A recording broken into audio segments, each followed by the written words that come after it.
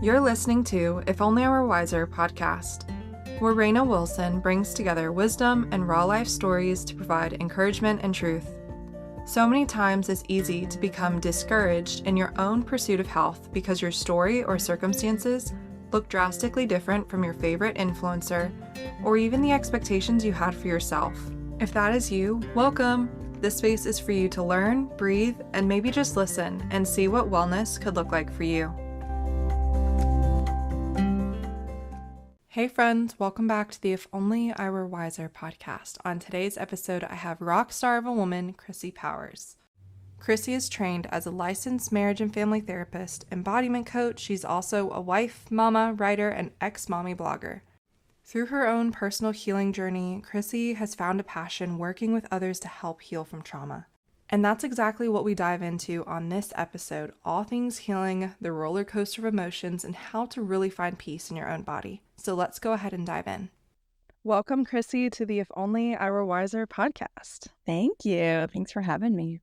Yes, I would love to get started just by introducing a little bit about you to our community. And, if we were to sit across from you at coffee, what would you want us to know?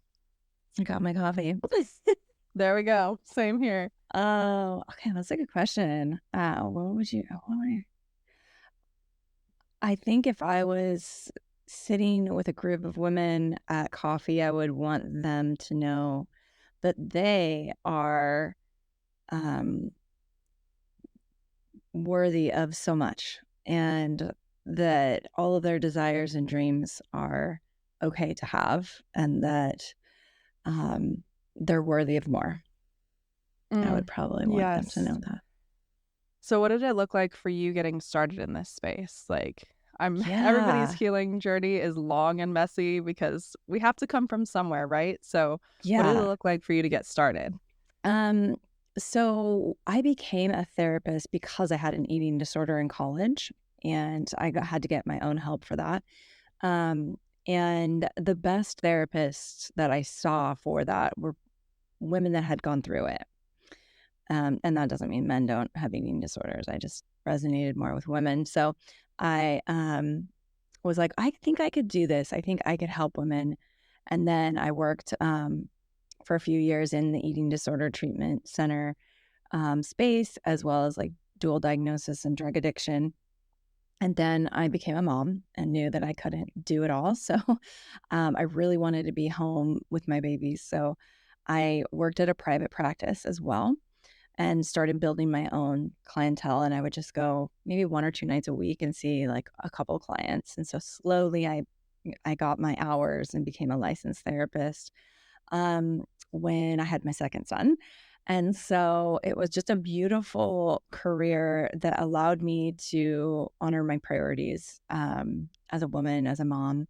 And then when, I probably should say, I fell into sort of mommy blogging is what they call it, which is sort of a derogatory term in my view. But I loved it. I was like, I'm home all day. I'm in this new world of motherhood. And there's this thing on my phone called Instagram. And so I fell into that and I just created this beautiful community. And it was very small and niche at the time. So the women that were doing mommy blogging or sharing about motherhood became really close friends. And we all supported one another and we all knew each other's kids. And so there are some people that I've known now for 10 years on this app. And wow. It's insane to see their kids grow up. And so I sort of fell into mommy blogging, and then I realized I'm a therapist and people don't know that. And I can share about those things too. They don't want to just see the curated, perfect photos of motherhood, which never really sat right with me anyways. I always wanted to share the honest truth. So I tried to balance both. And then the pandemic happened and I realized it was time to give up that mommy blogging role, and I just couldn't sustain it anymore. But I didn't want to give up sharing about my life online or creating content. So I just transitioned it into what I'm most passionate about in my work, and that's working with women to help them come back to their bodies, their selves, their truth, their authenticity, and to live in that fullness. And so I transitioned my account to that and just started talking more about that, which resonated. It wasn't easy no means wasn't easy to transition, but it's been wonderful. And I'm on the other side, I feel like now, of the transition, where people now know me as a therapist and a coach and a retreat leader. And that's how I got into it. Yeah, it was like I just followed the breadcrumbs of joy and passion. And that's where I landed. Yeah, I can totally empathize with that right now, because I would definitely say I'm fairly new to this space. But I have found myself in this tug to transition my message in the wellness sphere. Um, and it kind of ties into our question, but the biggest, I guess, like roadblock or like mindset issue is, I think, the way that I think. Mm-hmm. And it's the way that I think about myself, or the way that I perceive my community, or like fear. Mm. So I think my first question is, and you've already touched on it a little bit, is how big of a role does mindset play? I think that's a loaded question, but I think Mm-hmm. you talked about it perfectly in your own story, whether it's transition through life stages or passions and things that you're excited about. What do we do when we get stuck? Yeah, that's such Because I a feel good like question. that's the hardest place to be sometimes. Yeah. Mindset is probably like 99% the whole thing almost. Yeah. Because so many of us don't do what we really want to do or put ourselves out there or take the risk because of our mindset and because of what we're fearing that other people will think of us. That to me is like, I really don't believe in failure. The only thing would be not doing the thing you want to do. That would be the closest thing to failure, in my opinion. Not trying. So Mm-hmm. I love to help my clients or anybody that works with me to look at, like, where's that belief coming from, that made you hold on to that belief or that thought that, like, that would be too scary, or that would be the worst thing that could happen to me. People unfollow me and don't like me or say this bad thing about me. And then, okay, well, let's go there. Like, what's okay? So say they do. Um, what's the worst thing that could happen out of that? Well, okay, it would feel bad. Like, it would feel like rejection. Yeah, it would. We experience rejection every day. Mm-hmm. And when I got around the idea, or like sort of sat with the uncomfortable feeling of knowing and truly knowing that I'm not for everybody and that's okay, that healed me so much. Like, my entire upbringing and young adult life, I was trying to just be likable to everybody, and I wanted to be everybody's friend. And that served me well in high school, but it doesn't serve me well as an adult. Certainly as a business owner, it doesn't serve me. So I realized that fear was a huge block for me, because I wanted everybody to like me in order for me to feel safe in my body. Mm-hmm. And then when I started to feel safe in my body, no matter what, that's when I could be like, I can jump off that cliff of risk and I can just do what I'm supposed to do, what I want to Yeah. do, because I'm no longer believing that their approval has anything to do with my worthiness or me receiving the things that I want in life. Yes. So what would you say to those of us recovering people pleasers? Like, what would be the first step or the first tools that you would encourage? Mm, Like, this is a good place to start unpacking some of this. yeah. Um, I love doing inner child work first with my clients. I'm going to be doing this in a group soon, group program where we really go into those parts of ourselves that's where it begins, the belief that you need that approval or that you need to please other people to be safe in the world or in your body. Or Brene Brown talks about this, that we're all looking for love and belonging. And so as children, we create these patterns in our brains and our bodies, and we live into them because that's how we receive love and belonging. Whether it was hiding your emotions and minimizing them so that, you stayed safe in your family, or whether it was making everybody like you. That's also a coping skill. And so when we look at those, and we can look at that inner child that needs to know and be brought up to speed, that you're like, no, we're no longer 8. We are this age, and you are loved. No matter what you do, you have love. And when you can learn to give that to yourself, you're unstoppable. So yeah, that's just the beautiful part, is that you can go into those wounds. I call them inner child wounds. And so we would start there. We would start like with the belief, what happened to you? We always start with what happened? What's the belief that was formed? And what was the message that you told yourself? And then how can we now update that message? So it's sort of like computer reprogramming. Oof. Yeah. Mm-hmm. And I like, even just hearing you talk about that, I could feel that in my spirit, like, trying to wrestle and unpack that. Even from the outside, I'm thinking through my own story. The first thing that comes to mind is like, that's a lot, right? Like from the outside, I'm like, that's the overwhelm is bubbling. I can feel that uncomfiness, like you said, sitting in that as we start healing.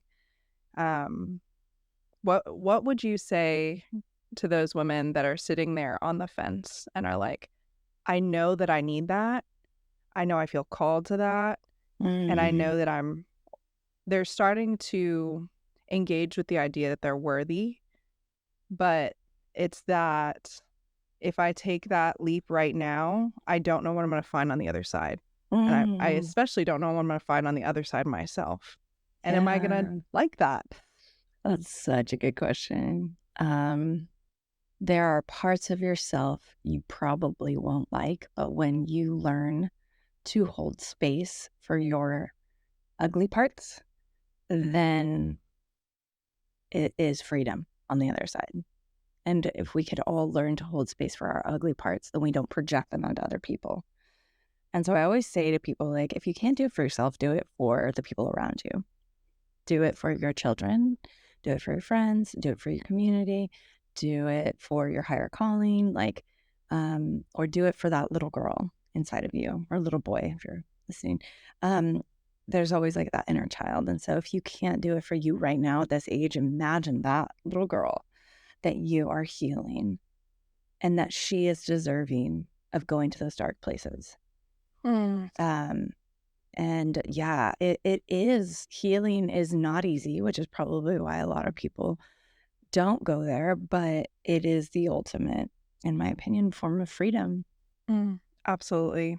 What has that looked like for you in the transition to motherhood? I've had this conversation with several friends and other women in this community of like, I don't think we honor the transition from maiden to mother as well as we should. Dang, yes, you nailed it. So there's a lot there, but even in your own story, what did it look like for you to wrestle through that transition stage from maiden to mother, and then processing healing in motherhood? I don't think I did transition from maiden to mother till I was probably 39.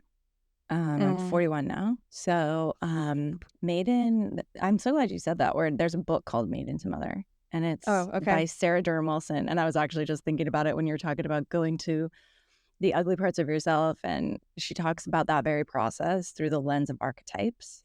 And so maiden and mother is an archetype. Maiden is the archetype of the woman in us that wants everybody to like us, or the Prince Charming to come save us. And she doesn't believe she can save herself. And so when you go on the journey from maiden to mother, mother is like the badass woman that is like, I can be all the things that I am. And I can love fiercely and deeply. And I don't need anybody to save me outside of myself. I don't need a man to save me. If you have a partner, great. They can compliment you, but like they aren't ultimately going to be the thing that heals you or saves you. So it's doing the own internal work to become mother. And a lot of times women don't go there. They don't heal. They have a lot of maiden wounds. So for me, like the transition was rough. Like I wasn't doing any of this work till my, third child was probably 2 or 3 years old. Or I started around that actually. When she was in my womb, I started this work because I started to feel disconnected from like what was happening in my church, and I started to feel disconnected from certain things that before gave me a footing or grounding. And I just went with it, and I asked the questions because it was harder. It was too hard to resist it. So I started Yeah. asking the questions, and I got into therapy again, and I worked with a therapist, and then I joined a women's circle group, and then I just started talking about it with my friends, and then I found this amazing friend group and of women that were doing the same thing as me, or asking these questions. So for me, that was a little bit of what my journey looked like, but it was messy. I mean, I always tell people too that like you won't change until it gets painful enough. Mm. And pain is usually what brings people into therapy. It doesn't have to be. And but I was in my anxiety was so high. I was having panic attacks every week. And I was like, I'm not who I think I should be. And I'm not, this isn't me. This doesn't feel like me. Mm-hmm. And I didn't want to live like that the rest of my life. So I sought a lot of help in therapy and started doing my own research and training on trauma work and embodiment. And that's really was the missing piece for me. Yeah. Where do you think shame plays into this process? Because I think one of the hardest first steps for me was being kind to myself in the process of healing. Yeah. Shame never corrects. I go back to that. I think about shame and I'm like, okay, like if I want to pour shame on myself, that's just sort of like stunting my growth. But if I want to look objectively at where it's coming from, that will help me. So I sort of externalize the shame or myself and say, okay, where is this thought coming from? Oh, wow. Yeah. My family line has been talking about this for so long. We've lived in that. And then you can like sort of look at it as like, do I want to carry that on? Do I want to bring that into my daughter's life? Or do I want to continue allowing myself to feel that? Or is this guilt because I'm out of alignment with my values? Because there's a difference between shame and guilt. Guilt is I did something bad. Shame is I am bad. And sometimes guilt just pops up because it's like, yeah, you're not really in alignment with your values and you need to get back in alignment.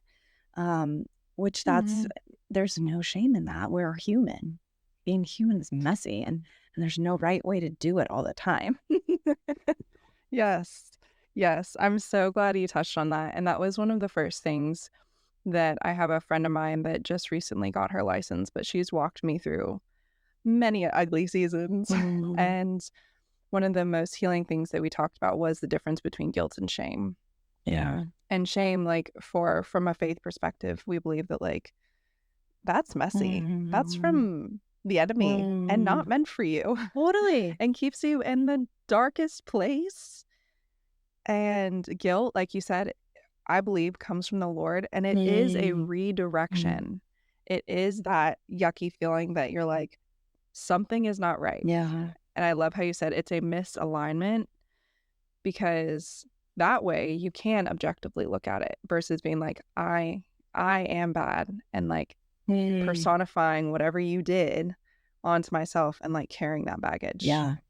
Because I've spent way too much of my life. Again, I'm only 25, but I'm a new mom, and I've spent even way too much of my early adult years carrying a bag of rocks that didn't belong to me. Yeah. Yep. I love that analogy. I use that a lot. I'm like, okay, what's one rock you can take out of your bag today that you don't need to carry? Especially Yes. if you are a Christian, you can look at that and say, like, okay, like if I truly believe in my salvation, then I can let this down. And I'm acting out Mm. salvation in that way. I'm acting out the freedom that I believe that Christ gives me by allowing him to take that bag Mhm. and to let it go because it's not up to me to do everything perfectly. Yeah, especially in motherhood. Ugh. Mm. So hard. What does that look like for you in being kind to yourself in Mm. motherhood? Because I've noticed my son's almost 2.5, so we're in the slight terrorist Mhm. chaos stage. I realized that parenting my son has been a reflection of my own hurts. So I've had to almost Mm. reparent myself as I parent my son. Have you noticed that? What has that been like for Mm. you? Because Mhm. it's messy. It's beautiful. Yes, it's so messy. I think our generation is doing that, and it's like a new thing. Like, I don't think that previous generations really were able to look at that and name Mm. it as like reparenting ourselves through parenting. I just saw a post today or last night my husband sent me that millennial fathers are spending um it's like 3 times they're like tripling the amount of time that they spend with their kids than their fathers did. Wow. And I was like, that's so rad. Like, can look at that next generation that's gonna come up that had such attentive and attuned parents. But if you are reparenting yourself during your, being a mom or a father, that's the best thing you can do for your Mm. kid, is to do your own work. Yeah. That is the best thing because our kids know if we're not doing our work and we're projecting onto them I mean, my kids are like so like little antennae, like Mhm. huge antennae. They like are like, Mom, are you okay? Yeah. Like, and I'm like, they know if I'm not okay. And I'm like, yeah, today I'm not. I'm not okay. Mm. I've got a lot of stress and I'm sorry and I'm not perfect and it's not your fault. And like, so we normalize feelings and emotions in our family a lot.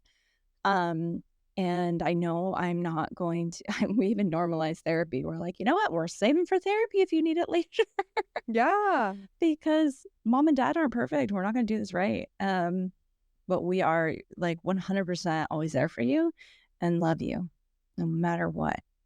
And Mm.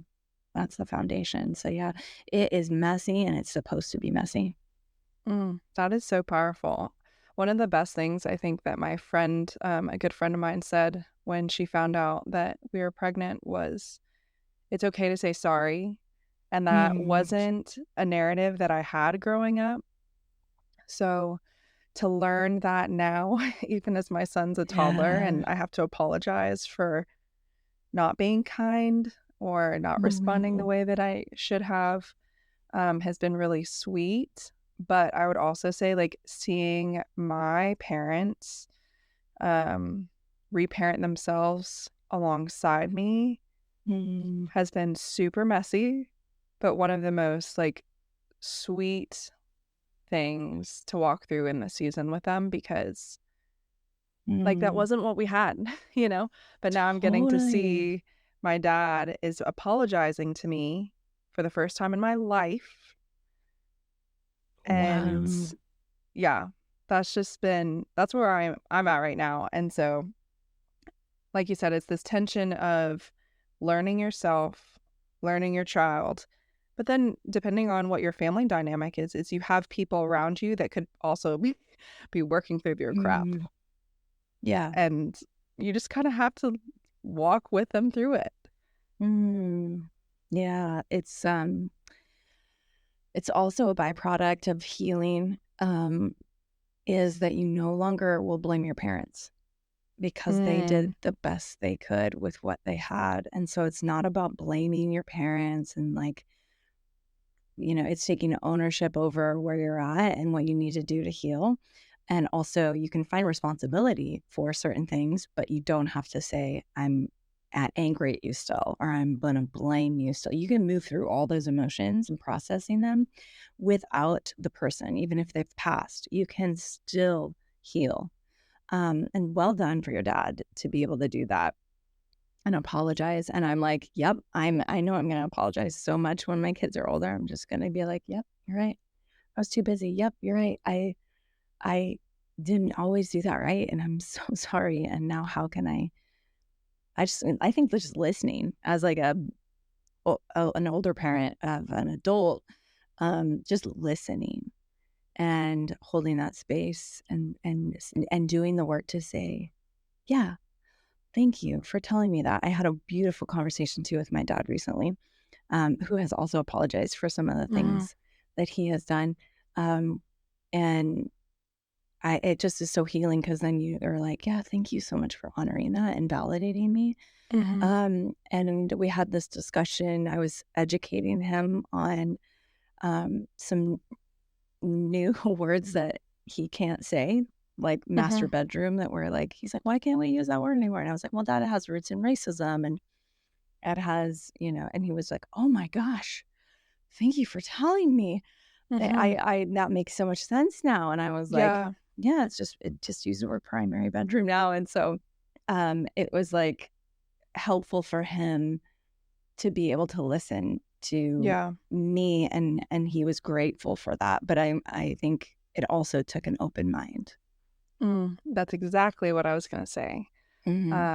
Because I think whether it's parents, whether it's friends, I would even say maybe adult children at some points in our lives, the conversation I had with my dad early on as he started this like healing transition for himself was, he came to me and was kind of frustrated and was like, why didn't I get this sooner?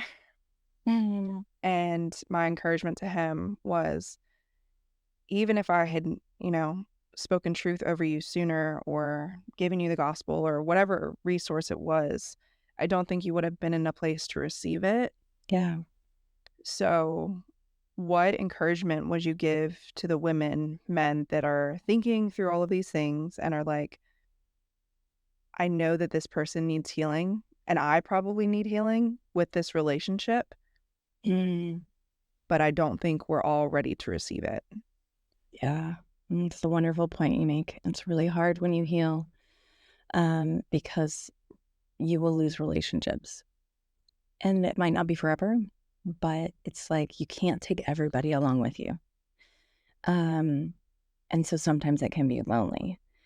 And I always say the best thing you can do is just keep healing for yourself, because that speaks louder than any words you could ever say. People notice, and they're watching. Yeah. So just like our kids are watching, everybody around us is watching, and they're going to notice, like, not everybody. I'm like, not everybody's noticing everything, but it's like our family and our friends are noticing the change and the shift, and that your being is worth more words than you could imagine. So your father seeing you heal probably helped him to say, there's something going on there. There's something like, okay, I see it. It's working. Like, she's doing something that I want. That's been a very real conversation that we've had. But I would even say the same for within a marriage. Absolutely. My spouse, my husband, is the mirror to all the things that I wish I didn't know or see about myself. Mine too. Oof. What a blessing that is, but also very humbling. So how would you kind of speak to the women or men that are maybe struggling within their marriage with that, and they're thinking, this is supposed to be my person, and my person that I see, do life, like I have to be with every single day for the most part. That's my biggest roadblock right now. How would you encourage that intimate relationship? One of the things that my husband and I had to really learn in our marriage is that even though we are each other's people, like, we don't own each other. And when you marry, you don't own each other, because And unfortunately, I think growing up in the church, marriage sometimes can be looked at through the lens of codependency, or it's like bred into it. Absolutely. And so it's like, who am I without this person? Or if I can't make this person happy, then I'm not doing my job.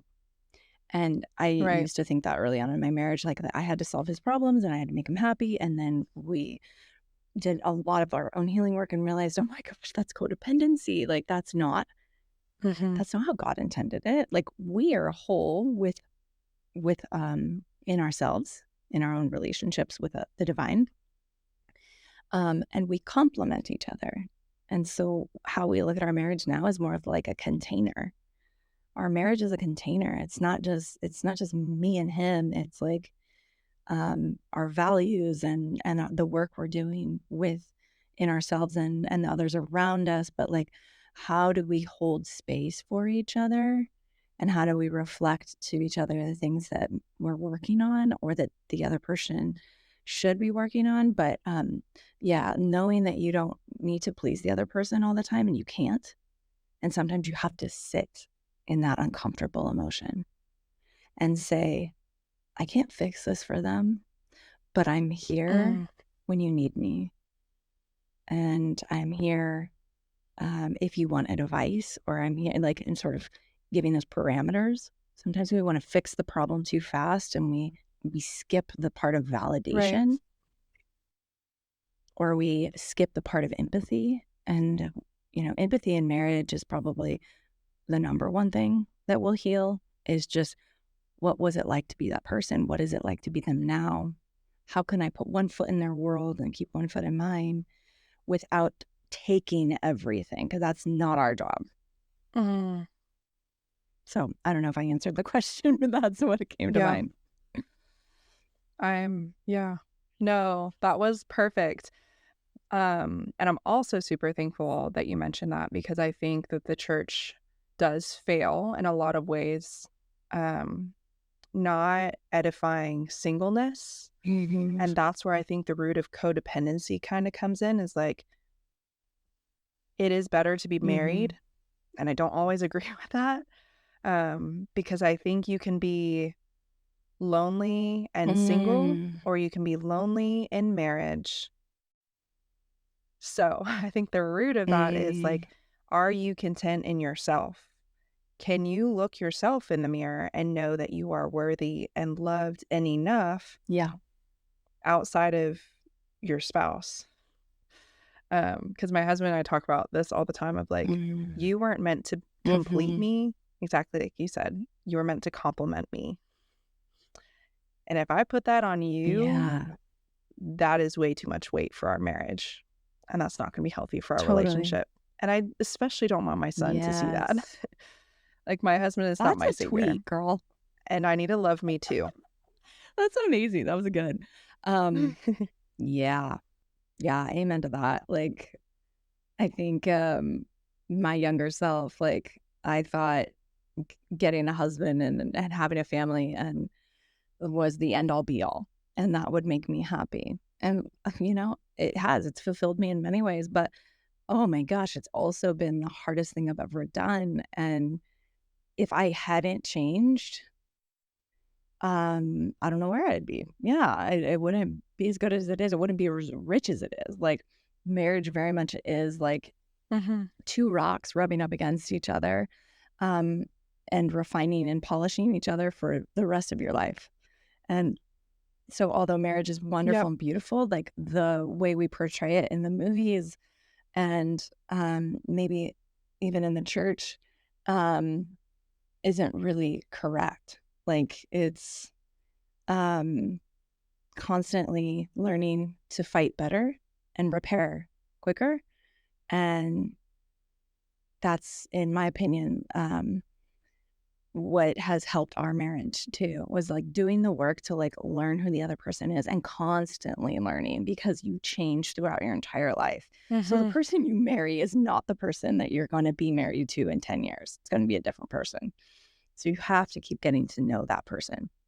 Absolutely. My husband reminds me, I think it was a Timothy Keller book, but he talks about how I married my wife once and like re-met her and fell in love with 10 different women.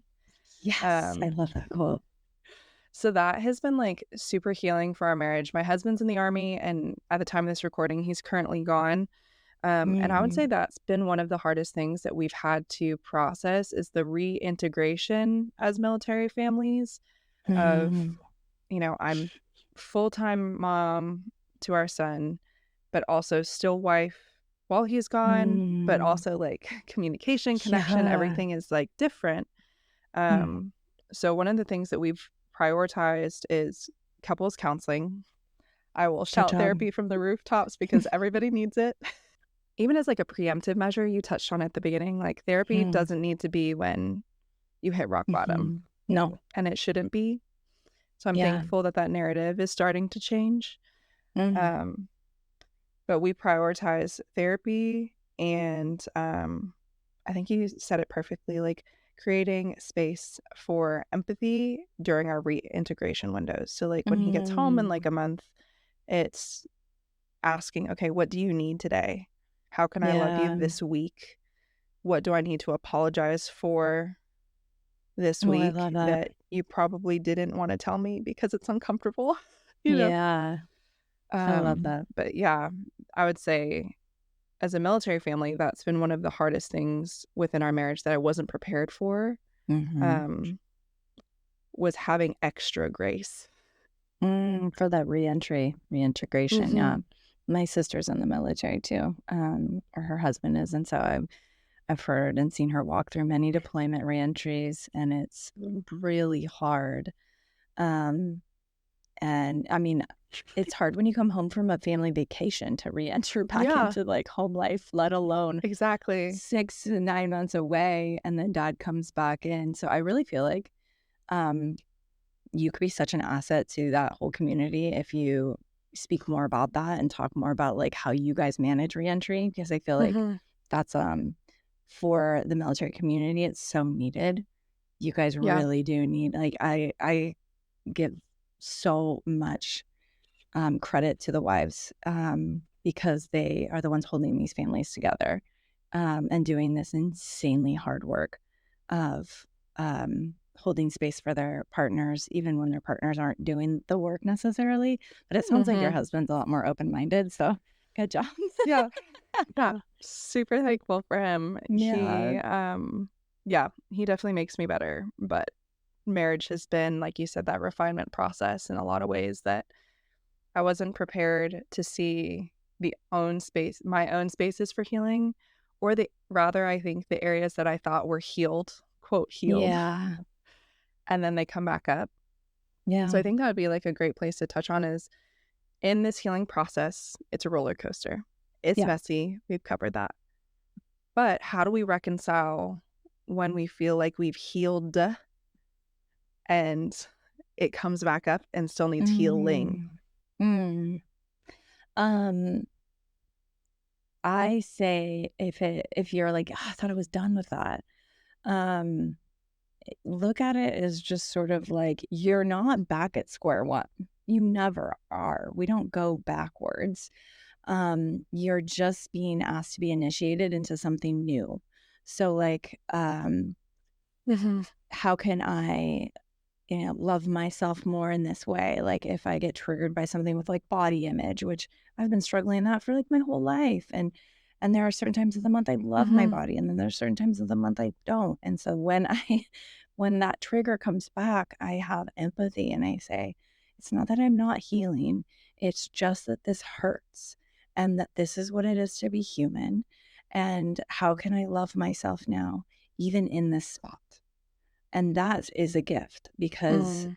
I wouldn't do that work if I didn't feel the pain or the trigger. And so when I normalize the trigger and I say, yeah, I'm in it, and I practice sitting in the uncomfortable feelings, where I practice loving myself and all the parts of myself I don't like, that's when it gets better and better. But it doesn't mean that the trigger ever really goes away. It just becomes, maybe I don't spend as much time dwelling in it or Mhm. as much energy giving to it. Um, and if something comes back, then I'm like, wow, wake up call. Like that's how my panic attacks were. I was like, okay, I've done some talk therapy. I've done this, I've done that. And my panic attacks are still happening. It was the biggest wake up call for me to say, like, Mm-hmm. okay, like, what are you eating? What are you putting in your body? Is your medication okay? Do you need medication? And then, um, yeah, how are you moving your body? I wasn't. I was not using my body to heal at all. And that's where I learned, like, wow, my body actually has a voice. So yeah, just give into it. That's what I say. If something keeps coming back to you, it's like the Chinese finger trap. You can't pull Yes. against it to get out. You have to go into it. Yes, I love that analogy. And I think I found more freedom with the awareness of cyclical living than I've ever had. Yep. And I've come from disordered eating. I've come from body dysmorphia. The Lord launched me into food freedom through my through my pregnancy. I didn't have a choice in that. Yes. But I've like talked with several women, and I'm like, I don't shop for clothes during certain parts of my cycle Good because job. your brain perceives your body as higher dissatisfaction levels, even if everything is controlled. Yep. So it's like that bringing awareness to cyclical living, and that's, I think, just a component of like women's health that Yes. everybody should have in their toolbox. Yes. But being equipped with that has enabled me to look at the lies and hear the voices and be like, wait a minute, this does not align with what I believe. This does not align with like who I am right now. This is a voice from Raina 5 years ago, and she's different. She's had a baby. Like, I'm not in high school anymore. I'm not playing sports. I'm not in college, and I'm not working out a million hours a week. Yeah, you're doing it. You're doing it. Yeah. Cyclical living is huge for us women. We all need to learn that. We're not linear. No. And even I think that's been great for my husband too, because I think one week, I've shared it on another podcast, but we had a military ball coming up and he was like, hey, we're not dress shopping during this part of the month. I was like, thank you, sir. What a good I would man. So we're all learning. We're going to teach my son on that as well. Good. Just because he needs to. I mean, I didn't learn this until 2 years ago. Seriously, a year ago. I know. I'm like, wait a second.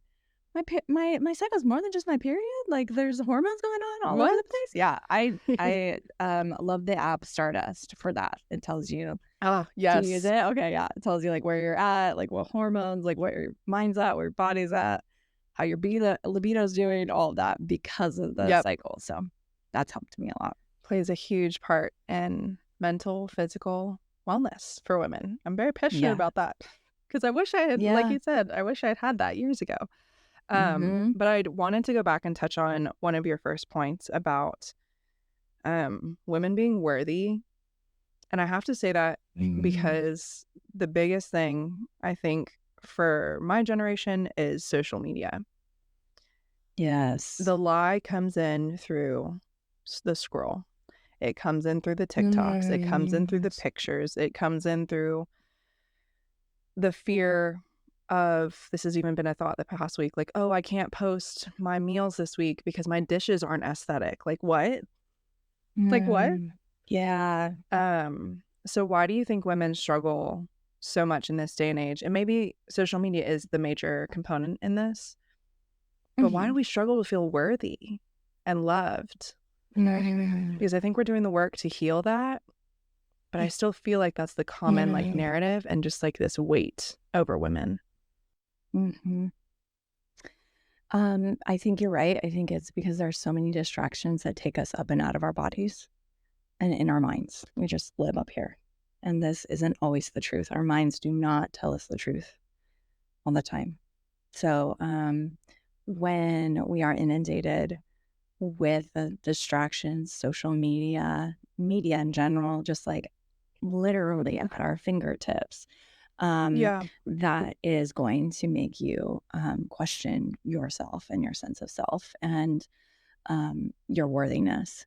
And so if you're not doing like the same amount of time or more to get back into your body, then you're right. You're going to live in that world where everything else looks better and shinier. And you're going to hold yourself up to that. Like, well, so-and-so has this kind of car and I don't. Or they have a house and we don't. Like, all of those things. And I can tell you, like, I used to, think that too. We were in a 1-bedroom condo with our 2-year-old sleeping in the living room. So our 2-year-old had the room. And I'm thinking my life hasn't begun yet because I don't have a house. And like, it had begun. It was part of our life. And now I'm in a house with 4 bedrooms and I am grateful, but my life was still happening to me. It was, and now I'm living my life more. So I would say, definitely monitor your time. I literally just told a friend the other day, I was like, sometimes you have to mute your friends online because if you're comparing yourself to their life, or say, you can't get pregnant and they are, it's really painful. And you don't have to receive that all day. You have to be in control of what you see. So monitor it and block people, mute people, monitor your time, get off your phone. I'm speaking to the choir right here to myself, like, because it's really hard because we use it for everything. So. Yes, I think I found disconnection while trying to be connected, if that makes sense. Yeah. Like, I got the conviction a couple weeks ago. I'm going to share it on my platform shortly about, like, fitness devices. That's just been, like, one place, like, the Lord has been like, hey, you want it? And again, I think it was good for a season. Like, I got an Aura ring. Oh, yeah. But at this point, I'm kind of, like, done with it because I, like, found myself seeking connection, seeking data on myself, postpartum sleep, my cycle, my body temperatures, my readiness score. And now it's like this place of like, but wait a minute, do I need to check in with an app every day to know how I'm feeling? Like, is that actually feeding disordered thought patterns because I'm now checking my steps like I used to in high school? Like, Yeah. So it's been this place where, exactly like you said, I've had to take this step back and evaluate what kind of connection am I seeking? Is it actually making me disconnected? And how do I trust my body over the noise? I love that. That's a great quote. How do I trust my body over the noise? Yeah, you learn, you practice, you got to spend time with her. Well, Chrissy, this has been such a fun conversation. I would love to connect our community with you. So do you have any services or retreats coming up that our community can get plugged in? I do. If you want to work with me one-on-one, I do therapy and coaching for women. And that's just chrissypowers.com. And I also have a group coaching program launching next month. Wow. So yeah. I got a lot. Yes, I'm here for it. I love your content and I know that you're blessing so many women. Thank you so much. I have one more question that we close for all of our guests. If you could provide any wisdom to your younger self or for our community that is listening, what would you share? I would say you need to trust yourself and you're going to be okay. It's all going to be okay. Yeah. And trusting yourself also means trusting your desires and that they're good. Your desires are good. Like your deepest heart's desire. And wow. Thank you so much for that. Yeah. Thank you for having me. Yeah, this was so beautiful. And we will catch you guys on the next episode. Thank you for listening, friend. I hope you enjoyed the episode. If you don't want to miss any wisdom or encouragement, be sure to subscribe to the show. And don't forget to rate and review. Your feedback means so much and helps our community grow. If you're looking for more wellness wisdom and free resources, head over to livingwiselywell.com or get connected with me on Instagram at wiselywell. And if you're looking for a break from the hurried health lifestyle, Check out my Return to Rest resource for tangible ways to slow down and finally find rest.